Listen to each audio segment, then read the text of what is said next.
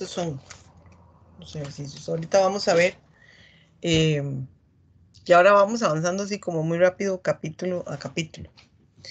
Entonces, la semana pasada les dije que tenía que revisar el artículo de diseño óptimo de ciclones, que es del Echeverry, que es este que está aquí. Trae una metodología un poquito diferente a la que viene en el Theodore, ¿verdad? Entonces,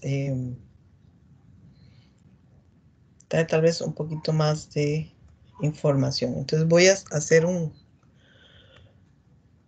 hacer señalar, digamos, las cosas más importantes que deberían observar en este artículo. Por ejemplo, una de las cosas, digamos, fundamentales en el trabajo de los ciclones es que tenemos diferentes familias. Hay ciclones convencionales, ¿verdad? Los ciclones son eficientes para partículas de 5 micrómetros en adelante, pero, ¿verdad? Dependiendo del tipo de familia de ciclón, ¿verdad? Van a ser mucho más eficientes para partículas de menor tamaño.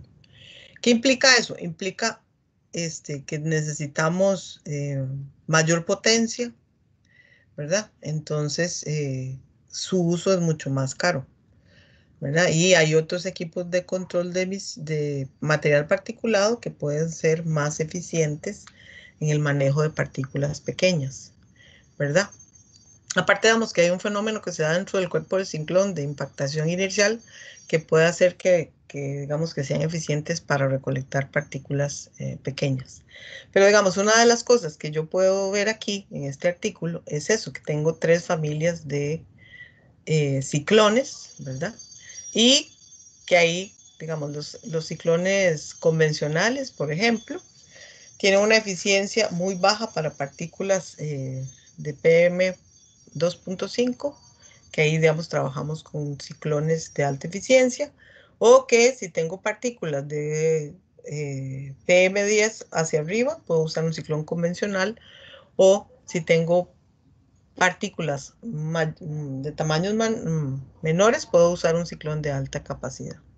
Entonces, eso es importante a la hora de escoger, digamos, el tipo de ciclón que voy a utilizar, que es una diferencia, digamos, que tenemos con el Theodore.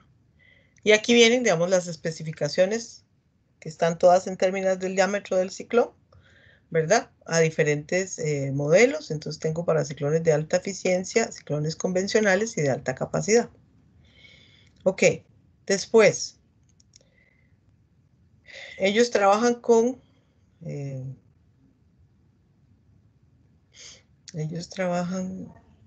la velocidad de saltación.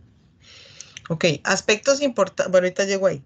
Aspectos importantes que yo debo saber, o sea, cómo puedo aumentar la eficiencia del ciclón o cómo puede reducirse la eficiencia del ciclón, ¿verdad? Entonces, aquí yo señalé, digamos que en el caso de los ciclones, la eficiencia aumenta si aumenta el tamaño de la partícula o la densidad del gas, si la velocidad del ducto de entrada, la longitud del cuerpo del ciclón, el número de revoluciones de gas, la proporción del diámetro del cuerpo del ciclón al diámetro del ducto de salida. Se aumenta la concentración de las partículas y si tengo una superficie pulida.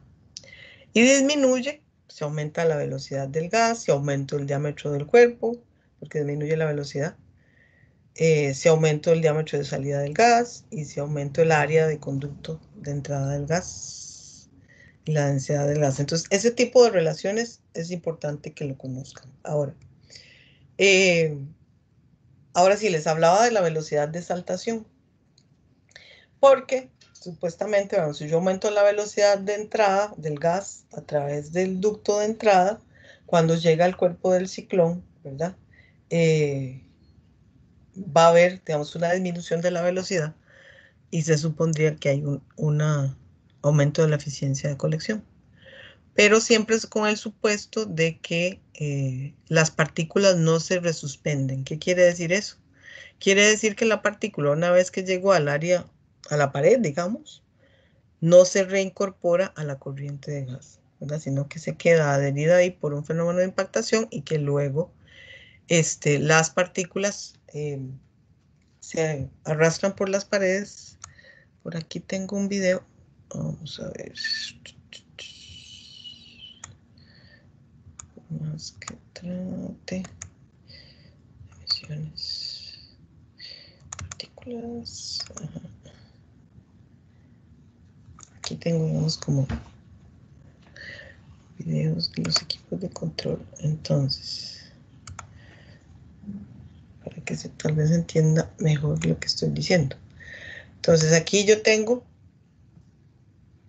no tiene sonido, pero básicamente es la imagen de un ciclón, donde yo puedo tener, ¿verdad?, el cuerpo del ciclón, o puedo tener la altura del cono más alta, dependiendo de lo que yo quiera, ¿verdad? Eso es cambiando, digamos, la geometría del ciclón.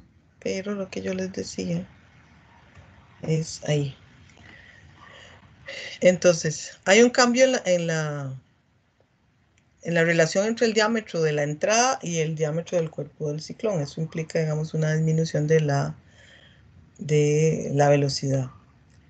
Y cuando la espira hacia abajo se forma, ¿verdad? Las partículas se impactan contra las paredes del ciclón y luego se forma la espira hacia arriba, ¿verdad? Y ahí sale, digamos, el gas limpio.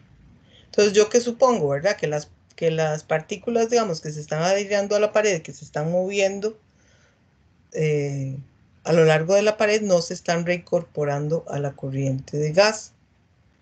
Vamos a ver si lo puedo. Profe, ¿qué fenómeno es el que, bueno, ese de que el gas llega hasta abajo y no se va, digamos, que por el ducto donde están cayendo las partículas, sino que otra vez vuelve a subir? ¿Cómo se hace ese Porque esto, movimiento? digamos, aquí hay un mecanismo, no se ve aquí en el video, pero digamos, hay un mecanismo que puede ser una compuerta, ¿verdad? Que hace que la compuerta se mantiene cerrada, entonces se forma la espira hasta la parte inferior, ¿verdad? Aquí, digamos, no se ve, pero entonces, digamos, el peso del material particulado es el que hace que la compuerta se abra. Que la compuerta se abra. Entonces ahí las partículas, digamos, se van adhiriendo a la pared y van cayendo. Entonces, ¿qué es lo que busca la velocidad de saltación? Lo que busca la velocidad de saltación es aquella velocidad a la cual las partículas empiezan a reincorporarse en la corriente de gas, ¿verdad? Vamos,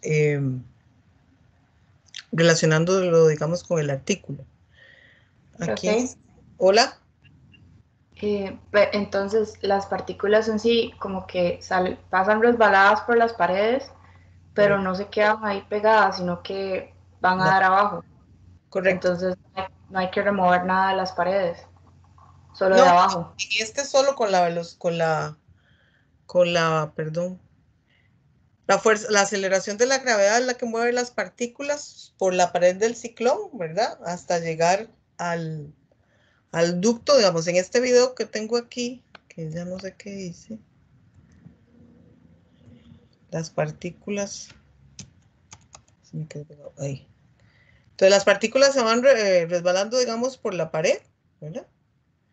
La fuerza centrífuga las lanza contra la pared, las partículas más pequeñas se juntan con las partículas más grandes, se mueven por la pared del ciclón, ¿verdad?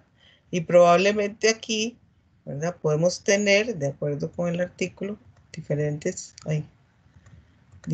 mecanismos de colección. Si ustedes lo ven aquí.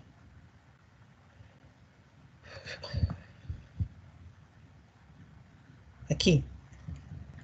Yo puedo tener, no sé si lo hago un poquito más grande. Puedo tener, como se ve aquí, es una compuerta, entonces las partículas se van desplazando por las paredes sobre la compuerta. Es una compuerta móvil, entonces cuando el peso de las partículas es suficiente para mover la compuerta se abre, ¿verdad? Y las partículas caen al compartimento. Esto sería parecido a lo que acabamos de ver en el video. Puede ser que tenga un tornillo sin fin, que sería esto. Igual las partículas por la acción de la gravedad, o sea, están con la fuerza centrífuga, se golpean contra la pared y luego ellas, con su mismo peso, caen, ¿verdad? Por la pared del ciclón hasta el área de disposición final, ¿verdad? ¿Qué sería? En este caso, ¿verdad? Aquí, digamos, se acumulan aquí, hay una compuerta, el peso de las partículas hace que la compuerta se abra y las partículas caen a este repositorio. La compuerta se abre y se vuelve a cerrar, ¿verdad? Aquí, en ¿verdad? La parte inferior del ciclón, cae un tornillo sin fin. Entonces el tornillo sin fin se está moviendo y va, pues, quitando las partículas, ¿verdad? Llevándolas a otro punto del proceso. Esa es otra forma, otro mecanismo, digamos, para quitar las partículas de la parte inferior del ciclón. Puede ser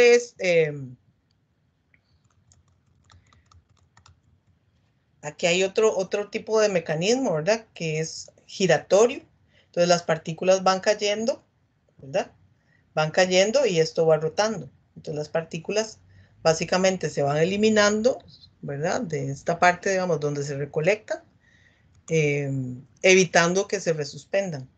Y aquí hay otro mecanismo que es, esta es una sola compuerta, estas son varias compuertas. Entonces igual, con el peso de la partícula, la compuerta se abre, las partículas caen al siguiente compartimiento y por el peso de las partículas se van eliminando. Recuerden que en todos los equipos de control de material particulado, a mí lo que me interesa es, ¿verdad?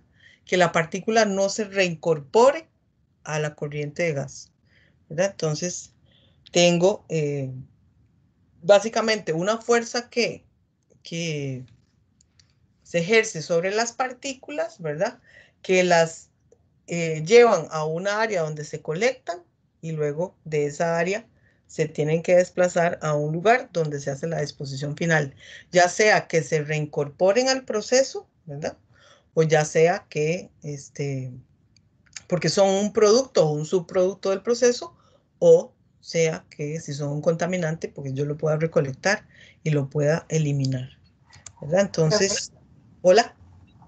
Perdón, y entonces esos tipos de como de mecanismos de colección o compuertas Correcto. afectan como la eficiencia del proceso o porque No, digamos en qué casos escojo uno u otro. bueno, depende del proceso, o sea, depende de, por ejemplo, si yo tengo algo, digamos que es como un contaminante, que yo lo quiero eliminar solo la corriente de gas y no le voy a dar ningún uso, ¿verdad? Probablemente tenga un mecanismo como que lleve, digamos, que llegue a puede ser a una saca, ¿saben qué es una saca? ¿Verdad? Entonces ahí se recolectan las partículas y nada más se transportan hacia el lugar donde se vayan a disponer.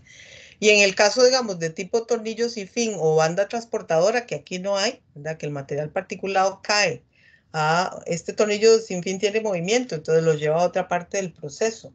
Es porque las partículas son un producto o un subproducto, o sea, tienen un valor y yo las voy a reincorporar al proceso. Esos serían, digamos, los criterios por los cuales yo uso uno u otro mecanismo, ¿verdad? Por supuesto que este es un mecanismo que es mucho más caro que un mecanismo que es mecánico, como este o este, ¿verdad? Sí. Entonces, pero ya eso depende, digamos, de todo el proceso en general.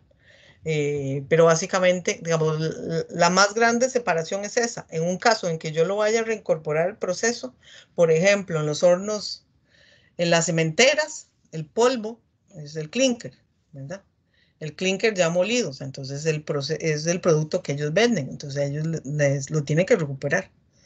Entonces todo el sistema está presurizado, ¿verdad? Eh, Tienen ventiladores, tienen bombas para mover el polvo, ¿verdad? Y poderlo básicamente reincorporar al proceso porque lo mezclan con aditivos, lo empacan y nos lo venden a nosotros, ¿verdad? Entonces, en ese caso, usted va a encontrar esto, ¿verdad? Reincorporado al proceso. Pero si yo estoy, por ejemplo, no sé, en una calera donde lo que hacen es moler piedra, ¿verdad? Eh, y no es un proceso, digamos, muy automatizado, entonces probablemente pueda encontrar un sistema que llegue a una saca, o sea, donde yo lo elimino, ¿verdad? Pero no de una forma automatizada. Pero básicamente esos serían los criterios y ahí que tiene que ver, digamos, directamente con el proceso. Eso sería como el mecanismo de disposición final. ¿Le contesté su pregunta, Jimena? Sí, gracias. Ok. Entonces me devuelvo. Me devuelvo. Estábamos hablando entonces de esta velocidad de saltación. Hay valores, digamos, que en el uso de los equipos, ¿verdad? No hay un modelo matemático, no, sino que son basados en la experiencia. O sea, repetir muchas veces un proceso nos lleva a sacar conclusiones y eso, digamos, en ingeniería es muy usado. Entonces, por ejemplo, la velocidad de entrada del ciclón siempre está en un intervalo entre 15,2 y 24,7 metros por segundo y el valor, digamos, típico es como 22 metros por segundo, la velocidad de ingreso. Ahora, eh, entonces, en diferentes modelos se habla de la velocidad de saltación, que es la velocidad máxima en la cual las partículas se reincorporan a la corriente de gas. Entonces, ¿verdad? Basados en ese parámetro del cálculo de la velocidad de saltación, se establece la eficiencia máxima de colección, que es 1,25 veces la velocidad de saltación. Y si la velocidad es mayor a 1,35 veces, entonces la velocidad de saltación ya podemos darnos cuenta de que el material se va a resuspender, o sea que se va a reincorporar en la corriente de gas. Entonces, por eso, digamos, la velocidad de saltación es un parámetro importante a la hora de diseñar o a la hora de evaluar la eficiencia de un equipo, en este caso un ciclón. Ya vimos, ¿verdad?, que la caída de presión dentro de una chimenea me sirve para determinar la velocidad. Entonces, que a mayor velocidad tengo mayor caída de presión. Y eso implica mayores costos de operación, ¿verdad? La parte, digamos, de energía, del consumo de energía es algo muy importante. Entonces, yo puedo incrementar la velocidad de entrada para incrementar la eficiencia de operación de un ciclón, pero tengo que considerar junto con ese parámetro, ¿verdad? Los costos de operación relacionados con el manejo de ese equipo. Entonces, hay diferentes ecuaciones, ¿verdad? Y para calcular la caída de presión y tienen que ver con el número de cabezas de velocidad a la entrada del ciclón y la velocidad, igual la densidad del gas portador. Eso es importante. Luego, ¿cómo varía la eficiencia? Sí, variando las condiciones de trabajo. Se aumenta el caudal, se aumenta la densidad, etcétera. Eso ustedes lo pueden revisar. Y aquí yo quiero quedarme por aquí. 22. Para decirles esto. Y esto aplica, digamos, para todos los equipos de control de emisiones que vamos a ver, ¿verdad? Aquí dice, las siguientes son algunas de las características que debe cumplir una corriente de emisión. Aquí dice para utilizar ciclones. Yo les diría que la caracterización de la corriente de gas es sumamente importante, ¿verdad? Y para poder hacer un diseño eficiente de cualquier equipo de control, ¿verdad? Entonces, por ejemplo, ellos hablan del caudal de aire, ¿verdad? Que si estamos trabajando con un solo ciclón, entonces podemos tener desde 0,5 hasta 12 metros cúbicos por segundo a condiciones de referencia. Y aquí ya partimos del supuesto, ¿verdad? De que cuando me dicen condiciones de referencia, ¿verdad? Yo ya sé que son 0 grados centígrados y una atmósfera de presión, ¿verdad? Y que puedo tener condiciones dentro de la chimenea y que puedo tener condiciones de referencia, ¿verdad? Aquí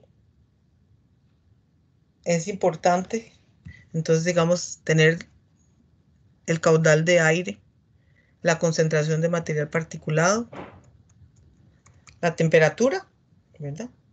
En el caso del ciclón no tenemos limitaciones, digamos, de temperatura. Ahí la limitación la pondría el material del que está hecho el ciclón, ¿verdad? De cuánta temperatura soporta ese material, ¿verdad? Si tengo acero inoxidable, si tengo hierro, si tengo aluminio, o sea, cuál es la temperatura máxima que soporta el material. Y puede operar eficientemente a temperaturas muy altas del gas. La concentración del material particulado, ¿verdad? Que las concentraciones típicas del material particulado van de 2 a 230 gramos por metro cúbico a condiciones de referencia, ¿verdad?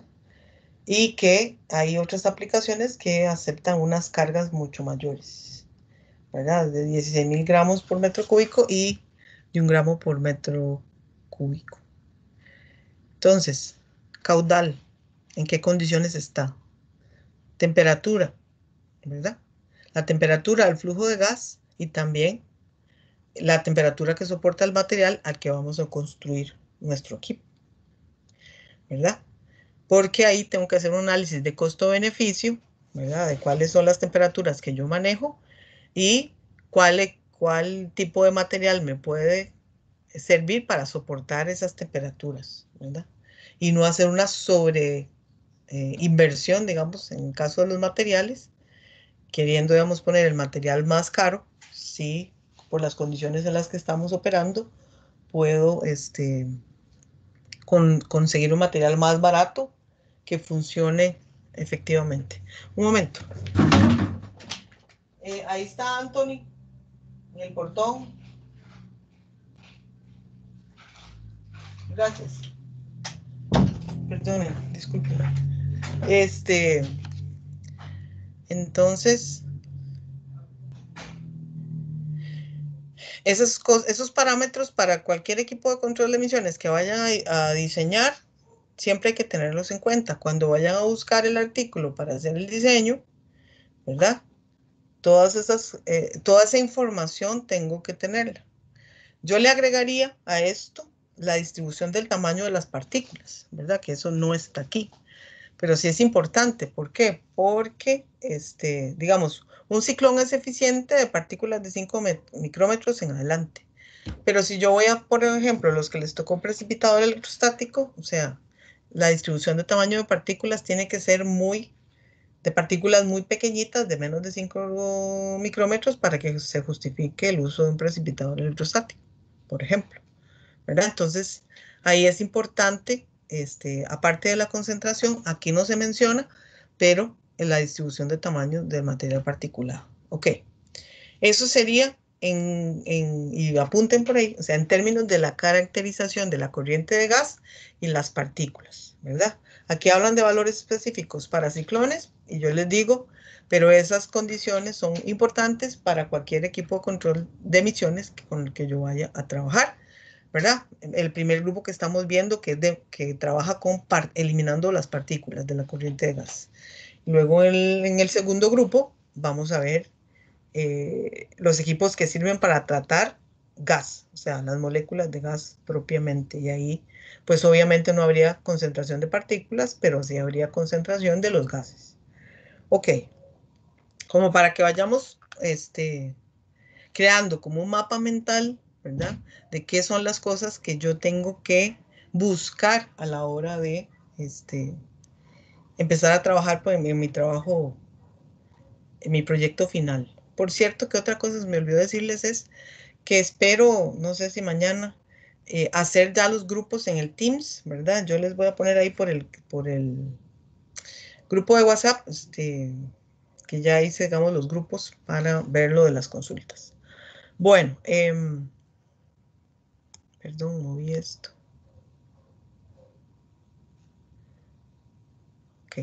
Entonces, estoy aquí.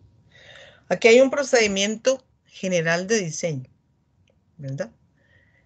Primero, seleccionar el tipo de ciclón, dependiendo del funcionamiento o las necesidades que yo quiero.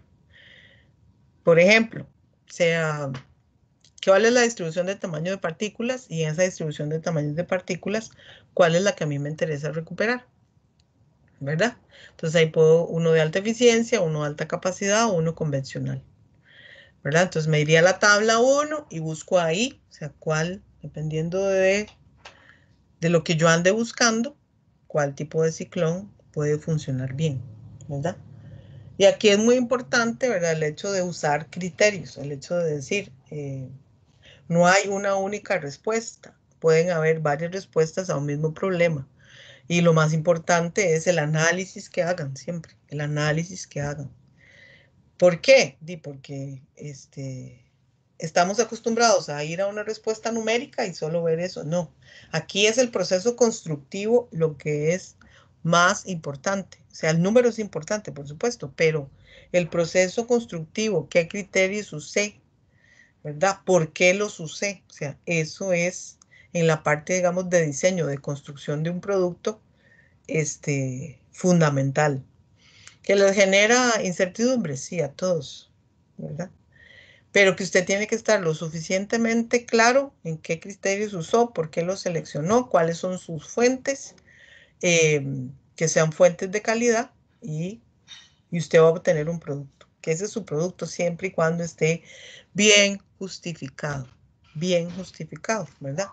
Aquí estamos, bueno, desde operaciones, dando el salto a un libro con una respuesta cerrada, a la calle donde no hay libro, donde es ya mi pericia como profesional, claro, usando todos los criterios que me respaldan, pero yo tomando decisiones, ¿verdad? Entonces, tenemos que tener el fundamento teórico, por supuesto, pero luego vamos a la búsqueda de soluciones, tomando decisiones basadas en la literatura, cosas que investigué, etcétera, ¿verdad? Entonces, eso es diseño, ya sea de un producto como que es un equipo de control, o ya sea del diseño de un sistema, por ejemplo, de un sistema de gestión, etcétera. O sea, ¿me explico? Estas herramientas me funcionan a mí para generar diferentes productos, ¿verdad? Y lo que necesito es generar un protocolo. Un protocolo es una serie de pasos que yo de seguir para llegar a un producto. Entonces, procedimiento general de diseño, seleccionar el tipo de ciclón, ¿verdad? Dependiendo del funcionamiento o las necesidades que yo requiera. Las partículas que ya les dije, ¿verdad? Que ese también me puede ayudar a tener un criterio de cuál tipo de ciclón usar, ¿verdad? Si son partículas de un tamaño mucho más grande, puedo usar, ¿verdad? Un ciclón convencional, o de alta capacidad, si la concentración es muy alta, de partículas grandes, entonces puedo usar uno de alta capacidad. O si más bien tengo partículas muy pequeñitas, ¿verdad? O sea, la distribución de tamaño, la mayor fracción está en partículas pequeñas, entonces debería usar uno de alta eficiencia, aunque eso implique usar mayores costos. Ok, después dice, calcular el diámetro del ciclón para una velocidad de entrada, que es la típica, 22 metros por segundo, si no tengo, digamos, información, ¿verdad? Y determinar ya las dimensiones del ciclón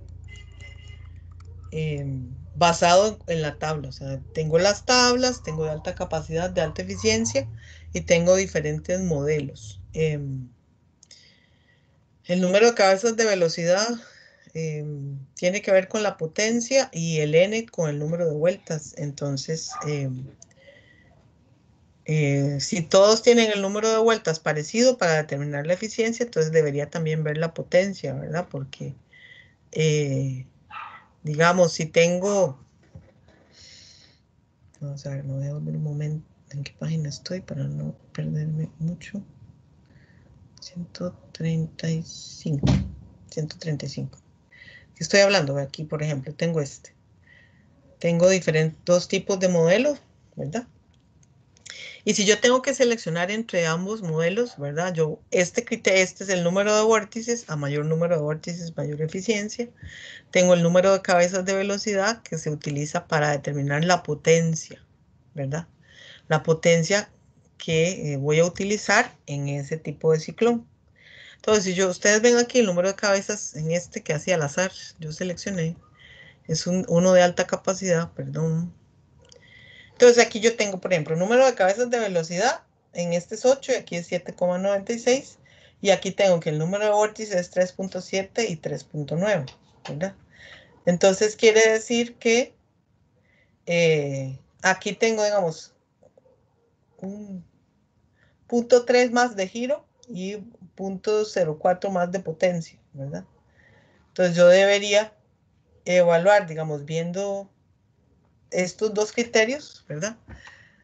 Que prácticamente el consumo de potencia es igual, pero que en este gano, ¿verdad? Un poquito más de giro, entonces que podría inclinarme yo por este, ¿verdad? Pero eso es una decisión, podría también ver comparar las dimensiones y tomar una decisión sobre cuál de los dos modelos puedo usar, ya habiendo definido que voy a usar un ciclón de alta capacidad. Alta capacidad es mayor eficiencia para partículas grandes, por ejemplo, ¿verdad? Entonces vuelvo a la página 135.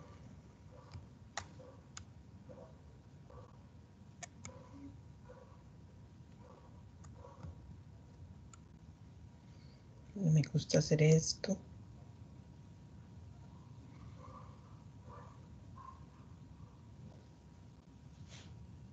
Ya llegué. No, me faltan dos. Pasé. Ok. Después,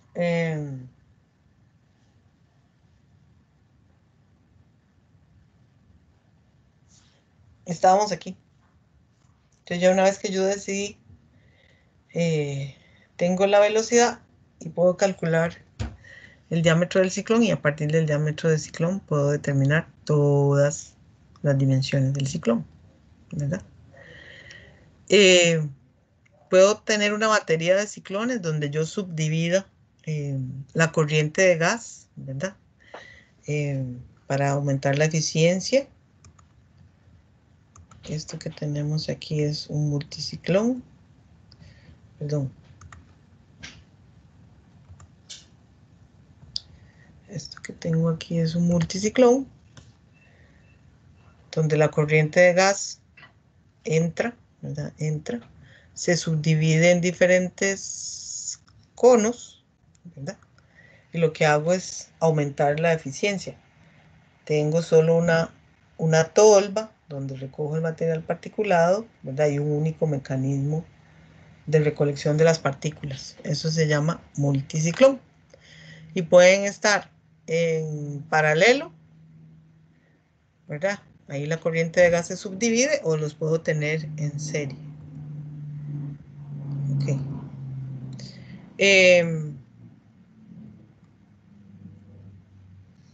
Entonces se calcula la eficiencia del ciclón, a ver si se cumple con el criterio, y si no, hay que seleccionar otro tipo de ciclón. Luego determino la caída de presión, y luego veo la parte, digamos, de los costos, ¿verdad? Porque vamos con la caída de presión, siempre tengo que relacionarlo con los costos. ¿Se acuerdan que les dije que al final de cada uno de los capítulos hay una sección que es de operación y mantenimiento, ¿verdad? Y cómo se puede optimizar el desempeño, digamos, de cada uno de los equipos, ¿verdad? Y qué cuidados tengo para darles mantenimiento. Eso es algo importante. Porque a veces se concentra mucho en la parte, digamos, de las ecuaciones de diseño y no le dan importancia a la parte esa operativa y de mantenimiento, ¿verdad? Y lo cierto es que nosotros vamos a tener más oportunidad de estar en contacto con la parte operativa y mantenimiento que con la parte de diseño. O sea, en el día a día de las empresas, ¿verdad? Estos equipos, hay dos cosas, o los hacen o los compran, ¿verdad? Entonces uno hace todos los cálculos y hace una recomendación para hacer la compra de un equipo que ya por una X casa comercial, ¿verdad? Y también existen, digamos, los lugares donde se puede diseñar de manera casera un equipo de control, ¿verdad? Y en muchos casos uno lo que llega es a medir los parámetros de desempeño, es decir, bueno, ya está funcionando, estos son los datos, cómo podemos mejorar la eficiencia, ¿verdad? Cómo podemos reducir costos, cómo podemos, ¿verdad? Entonces, por eso es que esa información es muy importante para que usted tenga al menos una idea en cada uno de los equipos de cómo se mejora la operación y cómo se le da mantenimiento. Ok, y vean que en el último aspecto a la hora de diseñar hay que calcular el costo del sistema y optimizar para hacer el mejor uso de la caída de presión disponible, ¿verdad? Y para dar el más bajo costo de operación. O sea, tenemos que hacer siempre un equilibrio entre, ¿verdad? La parte técnica y la parte de costos. La parte técnica, la parte de costos, porque yo no puedo recomendar el equipo más sofisticado si la realidad es que en la empresa el presupuesto no está para eso, ¿verdad? Entonces, desde ese punto de vista, mi recomendación puede ser no útil, porque si yo recomiendo la última tecnología top, que eso nos gusta mucho, pero la realidad es que lo que tienen de presupuesto son $10,000, pues usted con $10,000 va a tener que buscar una solución, ¿verdad? Entonces, porque esa es la realidad a la que cuando salimos a la calle nos encontramos. Ahorita en los libros que están basados en la experiencia es muy importante, pero uno como ingeniero tiene que tener esa capacidad adaptativa, ¿verdad? De decir, sí, yo conozco esta tecnología top, pero resulta que el gerente financiero le dice, hermano, usted para hacer eso tiene, no sé, $15,000. Con eso usted resuelva. ¿Verdad? Y usted va a tener que tener la pericia para poder resolver el problema con ese presupuesto que le dieron. Esa es nuestra realidad. Ese es nuestro día a día, digamos, trabajando en una planta, ¿verdad? Entonces, no tenemos recursos ilimitados, no tenemos recursos infinitos y tenemos que hacer un análisis costo-beneficio, siempre, siempre. Análisis costo-beneficio, incorporando, ¿verdad? La parte ambiental. Ahora, digamos, con la economía circular, ¿verdad? Y con todo el desarrollo sostenible, ¿verdad? Ya, entonces no solamente es un análisis costo-beneficio, sino también, ¿verdad? ¿Qué impacto puede tener a largo plazo el uso de un equipo? Pero, entonces, con pequeños ajustes podemos mejorar la eficiencia a un menor costo. Y tenemos que estar claros, enfrentados, digamos, a esa realidad, porque a veces como uno llega recién graduado, uno tiene unas expectativas que cuando uno llega a la calle no se cumplen. O sea, ¿por qué? Por lo que les estoy contando.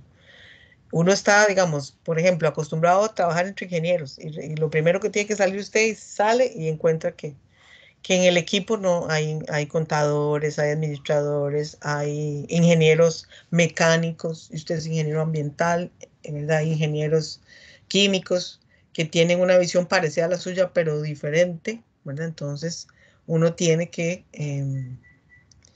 tener, digamos, toda esa información para poder sentarse con ese equipo interdisciplinario y muchas veces y negociar constantemente negociar, porque tal vez la prioridad suya no sea, por ejemplo, la prioridad del financiero o de la parte legal. Bueno,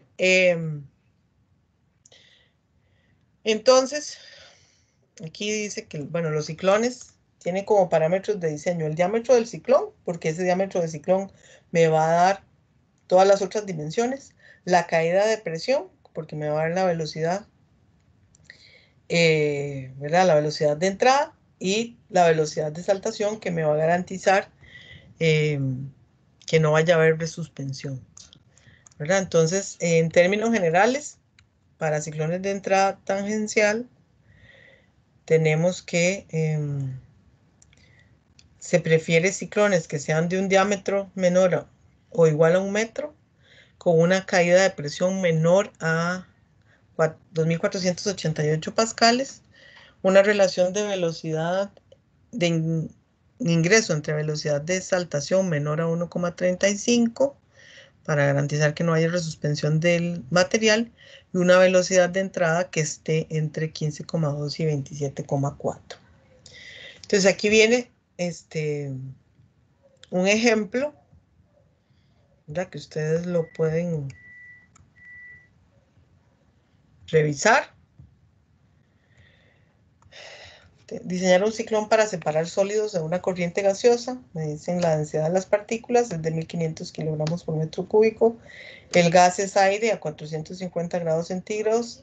El caudal de la corriente es 3,2 metros cúbicos por segundo.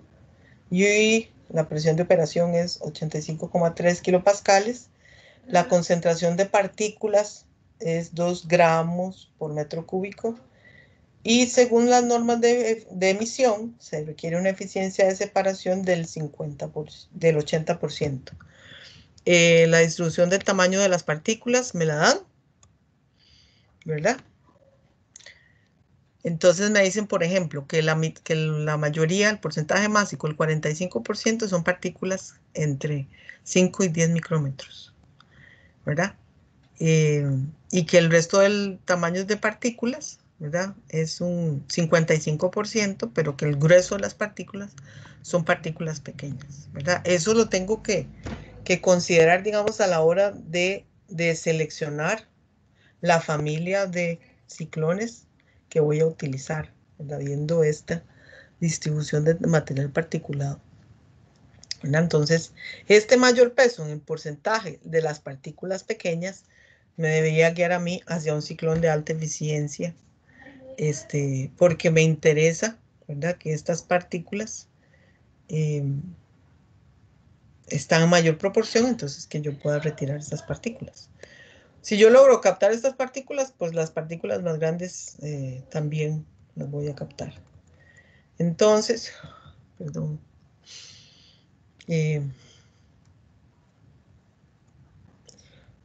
Entonces tengo que, como tengo un intervalo de velocidades, ¿verdad? Entonces se utiliza el valor promedio, 22 metros por segundo, y con eso se puede determinar el diámetro del ciclón y las otras dimensiones con base a la tabla 2. Tengo el caudal. Tengo el caudal de 3,2 metros cúbicos por segundo y tengo la velocidad de metros por segundo. Entonces eso me da el área de sección transversal de la entrada del ciclón, que es A por B. Entonces tiene que tener en cuenta cuál es el esquema, ¿verdad? Del ciclón. Y entonces a partir de la tabla 2, que es para un ciclón de alta eficiencia, vamos a ver.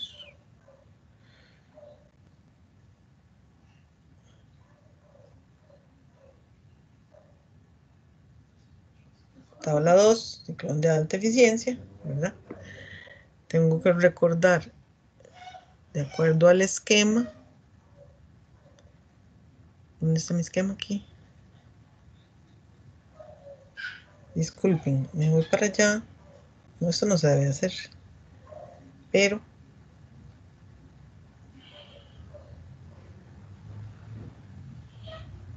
estamos aquí. Y ahorita quiero que recuerden bien qué es. Vamos a cerrar esto. Después yo les voy a pasar esto. Ahí están todos los equipos de control, pero lo que quiero ahorita es que recuerden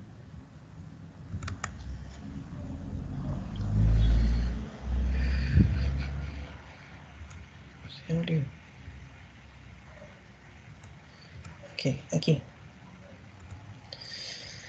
Tienen que tener en cuenta, digamos, en este esquema, en otro esquema, cuáles son esas dimensiones, ¿verdad? ¿Cuáles A y B? Entonces, tengo un caudal y tengo la velocidad. Entonces, el área que estamos calculando es esta relación de A por B, que es la entrada del ducto. Ok, entonces tengan en mente cada una de las dimensiones, ¿verdad? Cada una de las dimensiones. Esto es que tenía abierto aquí. Entonces, esta área del ducto de entrada es eso esa área de sección transversal a la entrada del ciclón. Y yo sé, digamos, de acuerdo a la tabla 2, que esta dimensión A es 0.5 veces el diámetro del ciclón y que la dimensión B de la tabla es 0.2 veces el diámetro del ciclón. Entonces, ya sé que este producto es igual a esto, entonces de ahí pues, yo puedo despejar el diámetro del ciclón, que me da 1,21 metros, o sea que es un poquito más.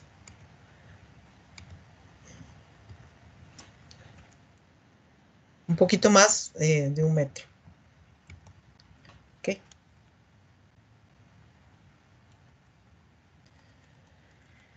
Y a partir entonces de tener entonces caudal velocidad, calculo esta relación A por B, de la tabla saco cuántas veces es A el diámetro del ciclón y con base en eso despejo el diámetro del ciclón. A partir de ahí ya puedo, ya teniendo el diámetro del ciclón, pues puedo despejar todas las dimensiones, que todas están en términos, ¿verdad?, del diámetro del ciclón. Entonces, por ejemplo, la altura de la salida del ciclón, ustedes lo relacionan con esto aquí, esto es S, ¿verdad? Entonces, esa altura de la salida del ciclón es, en la tabla, lo pueden ver. Ay, porque tengo abierto eso. Ok, entonces así son todas las dimensiones. Ok, eso, digamos que quedó claro. Ahora necesito saber cuántos ciclones son necesarios para trabajar, ¿verdad? En este caso, es preferible tener un diámetro igual a 1 o menor a 1, pero en este caso, digamos, el diámetro del ciclón es 1,21, entonces no es muy distinto, ¿verdad?, al diámetro del ciclón recomendado, entonces se queda igual.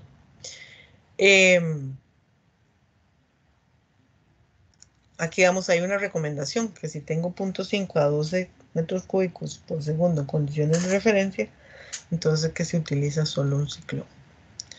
Ok, después necesito determinar la eficiencia del ciclón, pero primero tengo que ver si hay resuspensión. Entonces tengo que hacer el cálculo de la velocidad de saltación. Tengo la velocidad inicial, que es 22 metros por segundo, y eso da 2,62, que es menor a 1,35, lo que indica que no hay resuspensión del material. La velocidad de saltación se calcula en términos de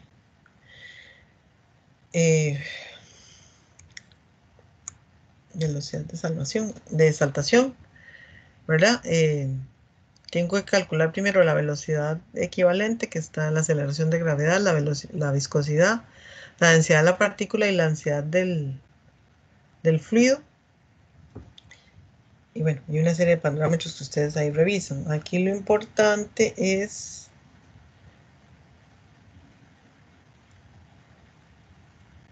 esto, ¿verdad? Que la relación entre la velocidad de ingreso y la velocidad de saltación es menor a 1,35, por lo tanto, significa que este supuesto de 22 metros por segundo es adecuado. Y ya a partir de ahí, puedo determinar la eficiencia. La eficiencia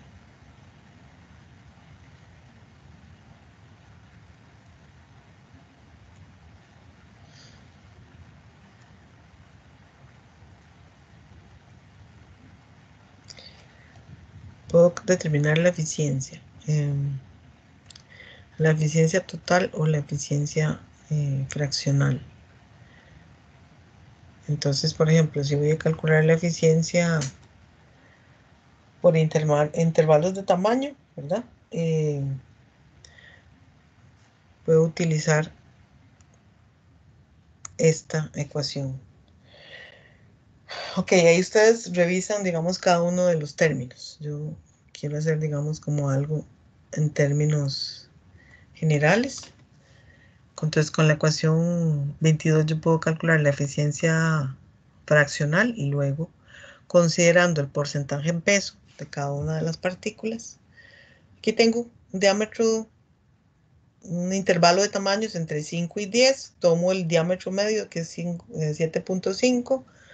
Entonces, y la fracción en peso, 45, 25, etcétera. Entonces, puedo calcular, usando la ecuación anterior, la eficiencia fraccional para cada uno de los diámetros medios y luego hago la sumatoria de cada una de las fracciones, ¿verdad? Multiplicando el porcentaje en peso por la eficiencia fraccional y sumando cada uno de esos términos me da la eficiencia total de recolección del ciclón, ¿verdad? Entonces, por ejemplo, vean que aquí para las partículas más grandes la eficiencia es muy alta, pero el porcentaje de peso es muy bajito, ¿verdad? En cambio, para las partículas más pequeñas que tienen un porcentaje de peso más grande, la eficiencia fraccional para esa partícula es relativamente no muy buena, o sea, un 70%, ¿verdad? Entonces, ¿qué quiere decir eso? ¿Qué quiere decir eso? Significa que las partículas más grandes, entre 30 micrómetros y 100 micrómetros, prácticamente las voy a colectar todas. Que las partículas entre 10 y 30, ¿verdad? Voy a colectarlas casi en un 90%, pero que las partículas más pequeñitas, voy a tener la eficiencia, digamos, menor, ¿verdad? Entonces, desde el punto de vista del ambiente, ¿verdad? Estamos metiendo material particulado,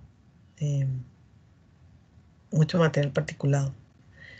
Y aunque desde el punto de vista de la legislación, que si no me equivoco era un 80%, la eficiencia total del sistema, sí cumple, ¿verdad? Desde el punto de vista ambiental, eso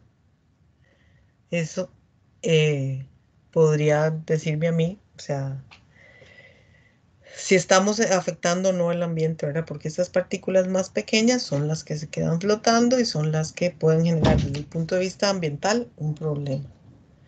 ¿Ok? Entonces, ese tipo de análisis me interesa a mí que hagamos. Ok. De luego vamos a calcular la caída de presión. Aquí calculo el número de cabezas de velocidad. Y a partir de eso, con el número de cabezas de velocidad y la velocidad del gas, puedo determinar cuál es la caída de presión. 635.8 pascales comparado con el valor máximo.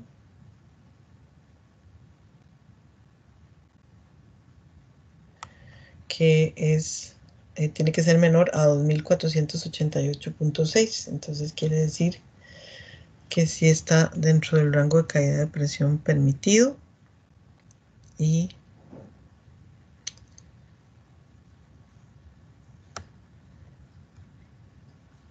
entonces cumple con el diámetro es del ciclón es 1,21. Cumple con que la relación entre la velocidad del gas y la velocidad de saltación es menor a 1,35 y cumple con el criterio de que la caída de presión es menor al límite máximo, ¿verdad? Y también cumple el criterio de eficiencia, más sin embargo, viendo la distribución de tamaños de partículas, tendríamos que considerar qué es lo que a nosotros nos interesa, si solamente el cumplimiento por el tema de la eficiencia global del equipo o desde el punto de vista ambiental, ¿verdad? Si estamos poniendo en el ambiente un material particulado eh, de partículas más pequeñas, ¿verdad? Que no están siendo colectadas por el equipo. Ok.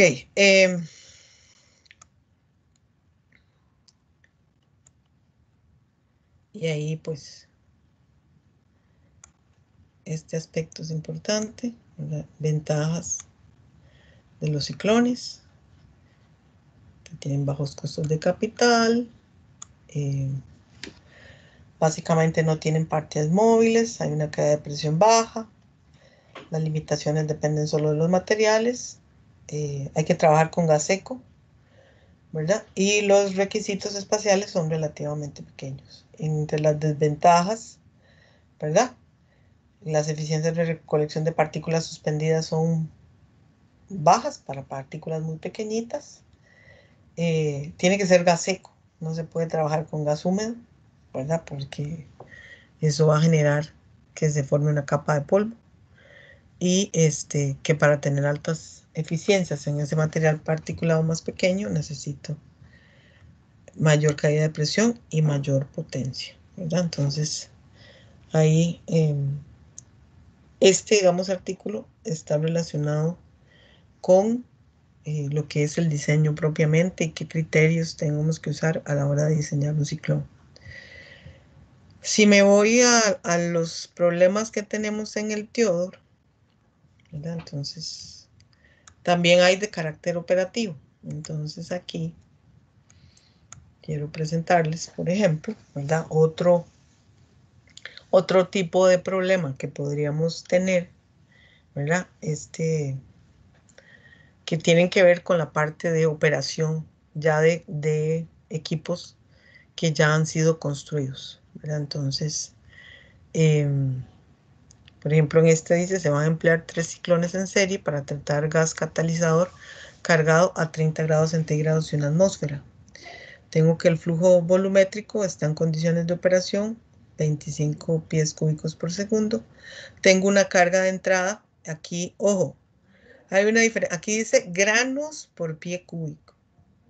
En el artículo decía gramos por pie cúbico. Esta granos por pie cúbico, ¿verdad? Es una unidad característica del sistema inglés, ¿verdad? No es una falta de ortografía, es que es una unidad diferente, es granos por pie cúbico. Y puedo apuntar el factor de conversión. 7000 granos es una libra. 7000 granos es una libra, ¿verdad? Entonces, en el Theodore usan mucho el sistema inglés, entonces es importante. Y en los artículos es probable que lo encuentre porque es de uso muy común. Entonces, tengo una carga de entrada de 10,16 granos por pie cúbico y tengo, ¿verdad?, una batería de 3 ciclones que están, la eficiencia del primer ciclón es del 95%, la del segundo ciclón de 87% y la del tercer ciclón un 60%. ¿Qué me piden? Me piden calcular la carga de salida en cada uno de los ciclones, la descarga máxima en cada unidad en libras por día y la masa diaria de catalizador recogido y la eficiencia global de colección, ¿verdad? Además, me dicen que si el sistema se desarrolló con una capacidad máxima de descarga de 3500 libras por día, ¿cuál es la carga máxima de entrada permitida en granos por pie cúbico?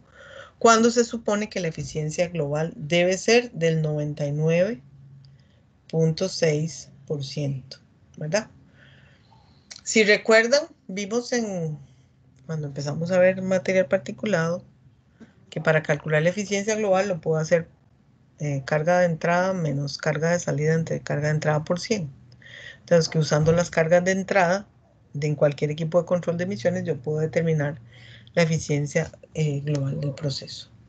Ok, entonces, aquí tengo la información, el flujo volumétrico de la corriente de gas en pies cúbicos por segundo, la carga de entrada y las eficiencias de cada uno de los ciclones.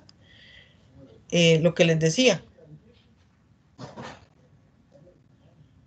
la carga de salida es la carga de entrada menos la carga de entrada por la eficiencia del ciclón. Y entonces, básicamente, si multiplico la carga de entrada por la eficiencia del ciclón, lo que me va a dar es la parte de la carga de entrada que está quedando acumulada en el ciclón y la diferencia es la carga de salida. La carga de salida del ciclón 1 va a ser la carga de entrada del ciclón 2, ¿verdad? Porque están en serie, ¿verdad? No están en paralelo. Ah, bueno. En serie significa que tengo un ciclón, luego tengo el otro ciclón y luego tengo el otro ciclón. Si tengo en paralelo significa que están, ¿verdad? Que en un momento dado la carga de gas se divide, ¿verdad? Entre los 3 ciclones que están en paralelo. Están en un mismo punto. Entonces la corriente de gas se subdivide. En este caso tengo 3 ciclones en serie y los 3 ciclones, ¿verdad? Básicamente la corriente de gas completa entra al primer ciclón, sale, entra al segundo ciclón, sale y entra al tercer ciclón. Entonces, ¿verdad? Tengo la carga de salida, la carga de entrada menos la carga de entrada por la eficiencia. Este producto de la carga de entrada por la eficiencia es lo que se colecta dentro del ciclón, ¿verdad? Y la diferencia entre la carga de entrada y la carga de entrada por la eficiencia del ciclón es lo que sale del ciclón. Entonces, ¿verdad? Entonces, para el ciclón 1, esta sería la carga de salida. Y aquí, ojo, que la carga de entrada del ciclón, voy a ponerlo aquí, F1. F1 tengo la carga de entrada por la eficiencia para el ciclón 1. Lo que les decía para el ciclón 2 es que la carga de salida del ciclón 1 va a ser la carga de entrada al ciclón 2 multiplicada por la carga de entrada por la eficiencia del ciclón 2. Y en el caso del ciclón 3, ¿verdad? La carga de entrada del ciclón 3 es la carga de salida del ciclón 2 multiplicado por la carga de entrada por la eficiencia del ciclón 3. ¿Ok? Me piden el flujo másico de entrada diario. Tengo 25,000 pies cúbicos por segundo. Uso el factor de conversión de que 7,000 grados es una libra. Y vamos a ver. Aquí paso a horas, aquí paso a días. Después yo sé... Perdón, para ver una cosa. Tengo 10,16 y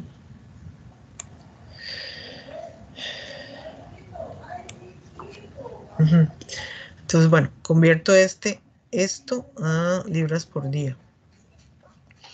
Aquí tengo el factor de conversión para pasar de libras a gramos y este factor de conversión que es para pasar de pies cúbicos a... que relaciona, perdón, los granos con los pies cúbicos. Pero ese, ¿de dónde lo saqué? Es una gran pregunta.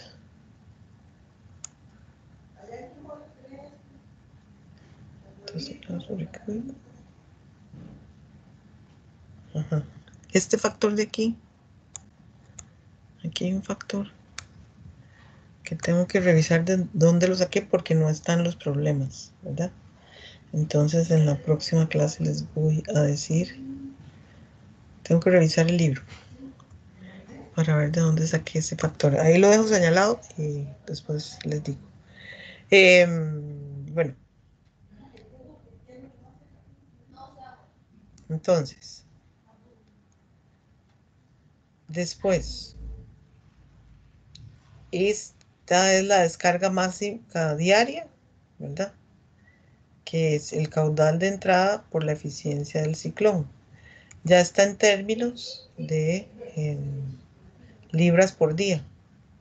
Entonces, básicamente esto es cuánto en cada uno de los ciclones se colecta diariamente. Y esta es la suma de las tres es la masa total de área del catalizador que se colectó. Tengo la eficiencia de colección, la eficiencia global de colección, que la saco en términos de la masa, ¿verdad? Este es el flujo másico de partículas diario que está entrando. Este es el flujo másico o la masa diaria de partículas que estoy colectando. Entonces la relación entre la masa colectada entre la masa total por 100 me da la eficiencia de colección, ¿verdad? Aquí lo estoy calculando en términos de masa, ¿verdad? Lo puedo calcular en términos de carga también.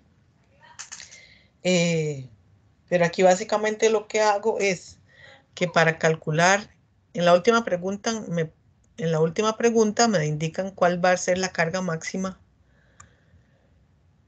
que puede soportar el flujo de gas para poder cumplir con la eficiencia, ¿verdad? Ellos establecen una eficiencia de 99.6 y nosotros tenemos una eficiencia de 99.74. O sea, esta es la eficiencia de la batería de ciclones, ¿verdad? Pero digamos que ellos me lo preguntan cuál es la carga máxima de entrada que puedo soportar si tengo una eficiencia del 99.6.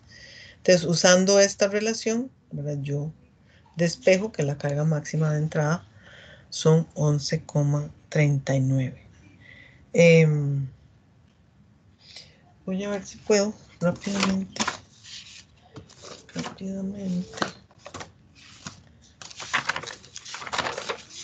ver de dónde saqué ese 12 gramos por pie cúbico. Entonces, ese es otro tipo de... Aquí está.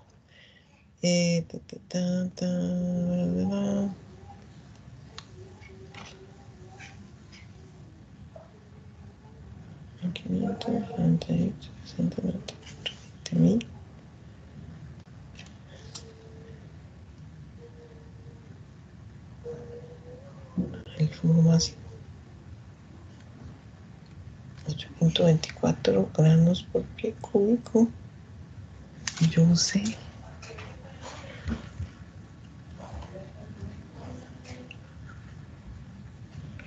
Creo que aquí tengo un error. Esto debería ser 10,16.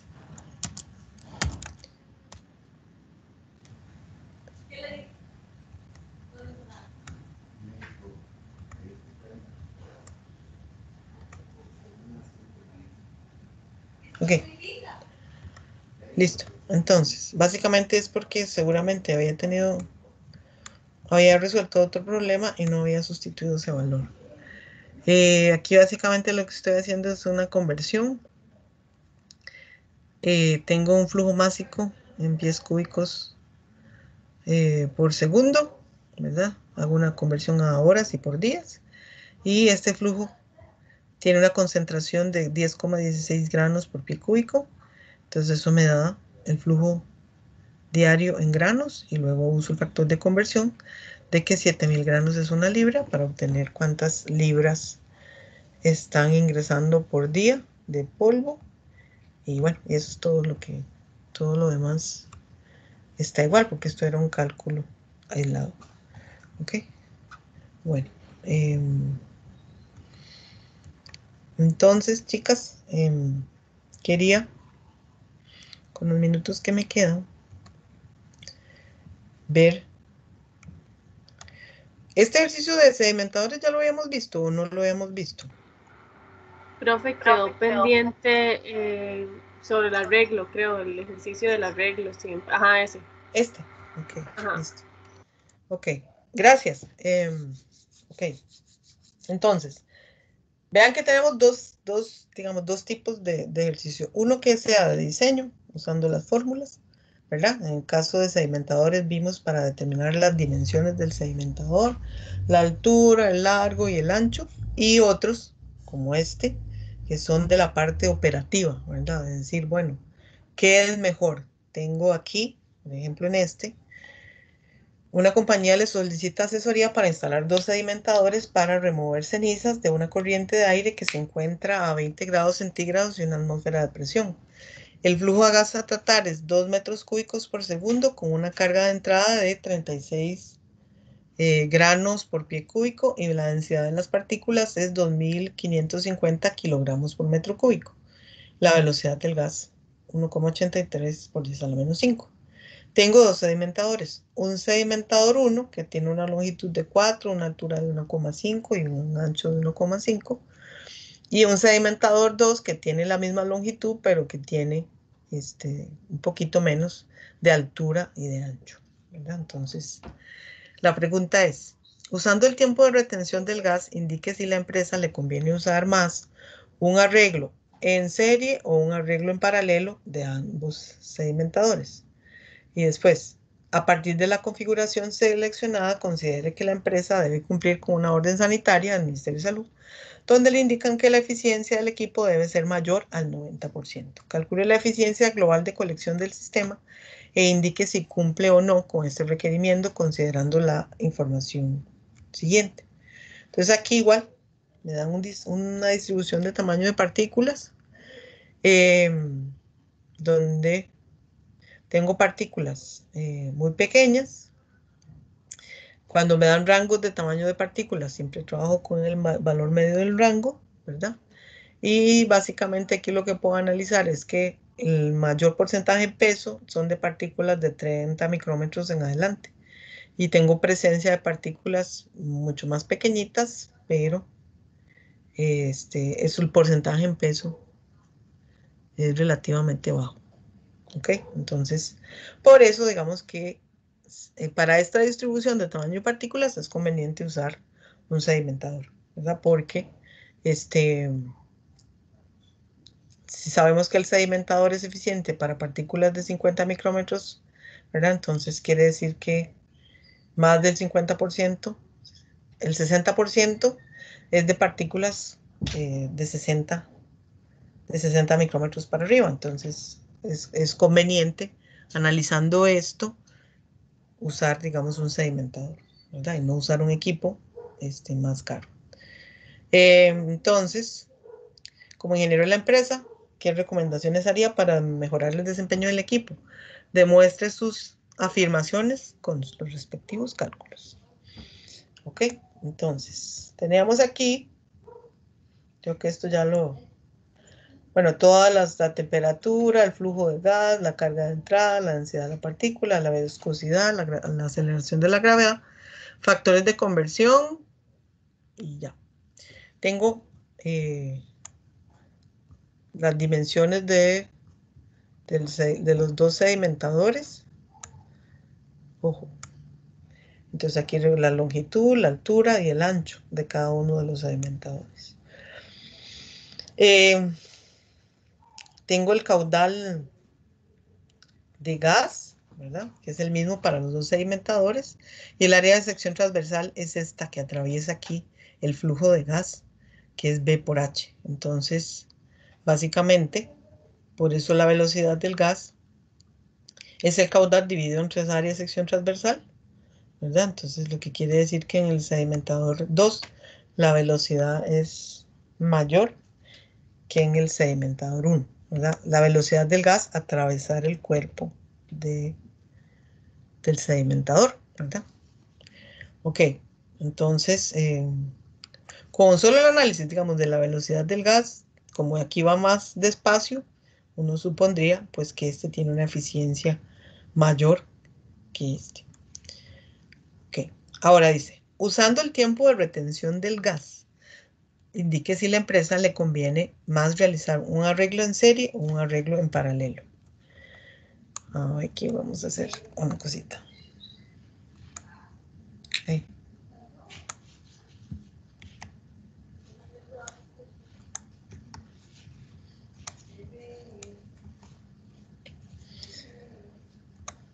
Entonces, si tengo un arreglo en serie, es así.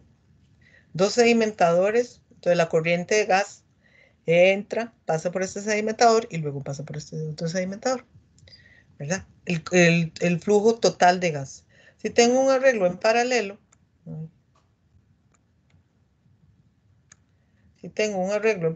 a ver si me deja, que es así.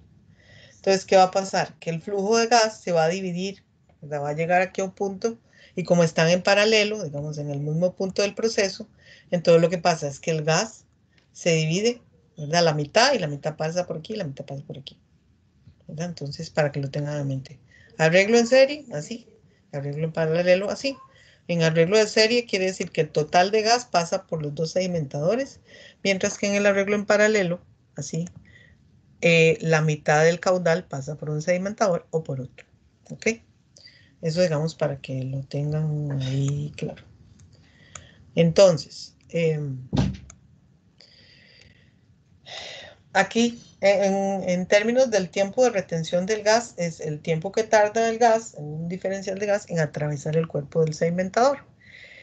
Entonces, si calculo el volumen del gas, ¿verdad? El volumen del gas, perdón, el volumen del sedimentador, multiplicando longitud por altura por ancho, eso me da el volumen del sedimentador, y en este caso igual, ¿verdad? Entonces, si tengo, digamos, un arreglo en paralelo, el tiempo de residencia del gas en el sedimentador 1 es de 9 segundos, ¿verdad? Si tengo aquí 9 segundos, aquí es 4 segundos. ¿Cómo calculo ese tiempo de residencia, verdad? El volumen de gas dividido entre el caudal de gas entre 2. F2. El volumen de gas entre el caudal de gas B5. El flujo de gas.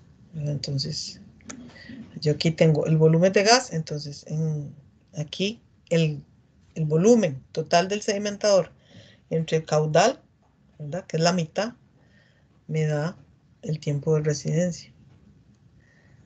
Y aquí, entonces, en el arreglo en paralelo, aquí pasa igual, ¿verdad? Es el volumen entre el caudal entre 2. Ya les dije que, ¿verdad? Que al estar en paralelo, básicamente el gas se divide en dos partes. Si tengo un arreglo en serie, ¿verdad? El tiempo de residencia es el volumen de gas entre la velocidad del gas, ¿verdad? Porque es el flujo total. Entonces, en un arreglo en serie, el tiempo de residencia es, digamos, la mitad. Ok, ahora, si calculo el tiempo de residencia total, ¿verdad? Entonces voy a tener que es el mismo para ambas configuraciones, ¿verdad? El tiempo de residencia total es el mismo para ambas configuraciones. Entonces yo tendría que analizar, hacer otro tipo de análisis para ver cuál de las dos selecciono, ¿verdad? Si selecciono la configuración que está en paralelo o si selecciono la configuración que está en serie, ¿verdad? Entonces ahí, digamos, entramos con un criterio, ¿verdad? Aquí, digamos, el cálculo del tiempo de residencia es porque la mitad del caudal tiene un tiempo de residencia de 9 segundos y la mitad del caudal tiene un tiempo de residencia de 4 segundos, ¿verdad? Entonces, por eso es que esta es la sumatoria de los dos tiempos de residencia porque estoy tratando el gas, el caudal de gas completo. Y aquí, ¿verdad? Trato la mitad del gas tiene 9 segundos de tiempo de residencia en el primer sedimentador y la mitad tiene 4 segundos de residencia en ese otro sedimentador. Entonces, el efecto global, el efecto del tiempo de residencia total es el mismo. Entonces, y ahí es donde viene lo interesante, hay que tomar decisiones. Es decir, bueno, a usar ya argumentos para decir por qué voy a escoger uno o el otro.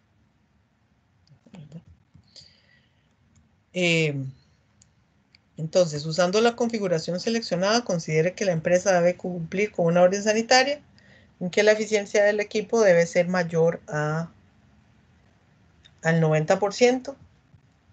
Entonces, para hacer el cálculo de la eficiencia del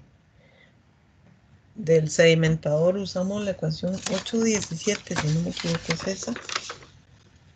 Aquí la tengo, así. en la ecuación 817 que está en la página 322, que está relacionando la aceleración de la gravedad, la densidad de las partículas, B por L, que es la B por L, que es el área de sección transversal que atraviesan las partículas, ¿verdad? La viscosidad del gas y el caudal.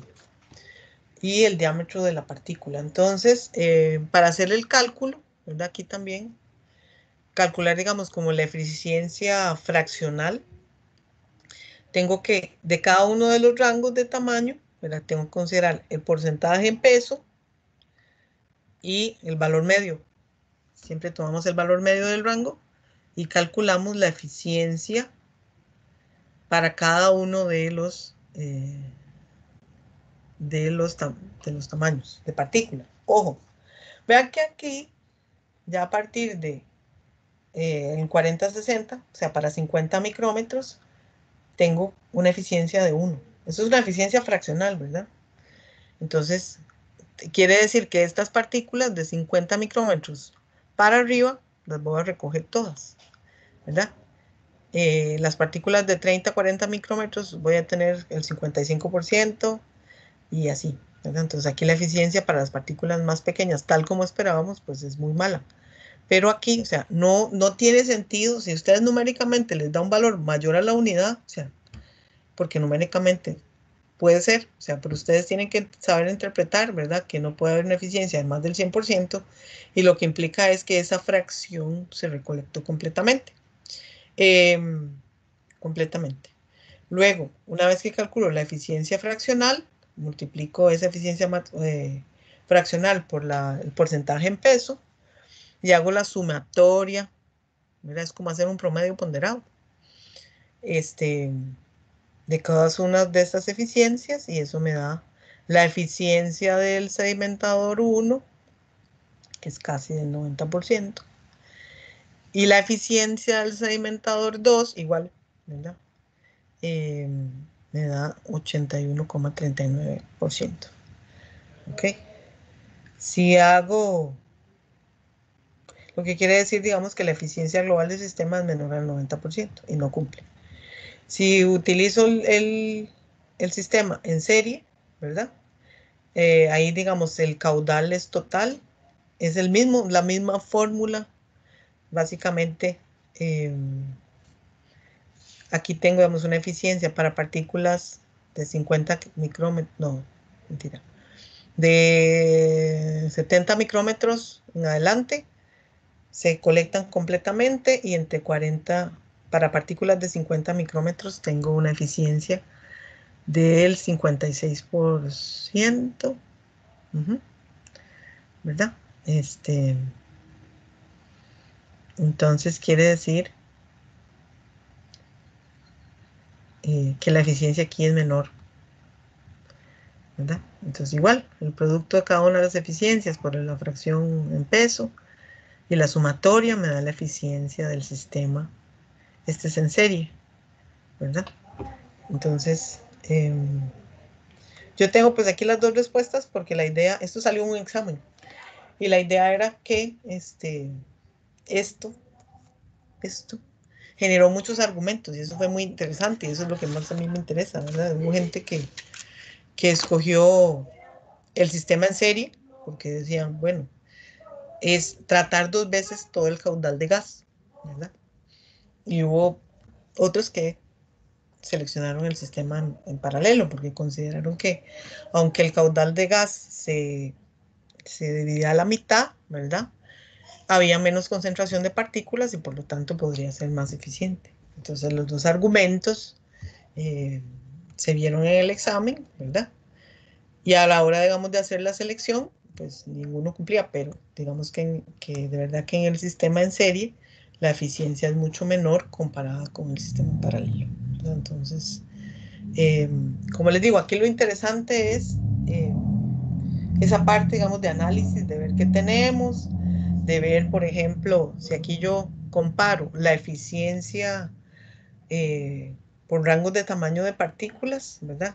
el arreglo en paralelo, por ejemplo, es mucho más eficiente que el arreglo en serie, ¿verdad? Entonces, el argumento de tratar todo el gas 2 veces, ¿verdad? Si la concentración es menor, es menos eficiente. Y eso se ve aquí. Entonces, estos serían, digamos, los ejercicios de lo que podrían esperar de ejercicios de sedimentadores y ciclones. No sé, eso es. ¿Alguna pregunta? Entonces, recuerden que el quiz está activado a partir de las 3 de la tarde hasta mañana a las 3 de la tarde. Es de sedimentadores y ciclones en la parte teórica. Y si Dios lo permite, nos vemos el jueves. Muchas gracias por quedarse conmigo hasta el final. Hasta luego. Chao. Chao. Gracias, profe. Hasta luego, Jimena. Gracias, profe. Hasta luego, Susan.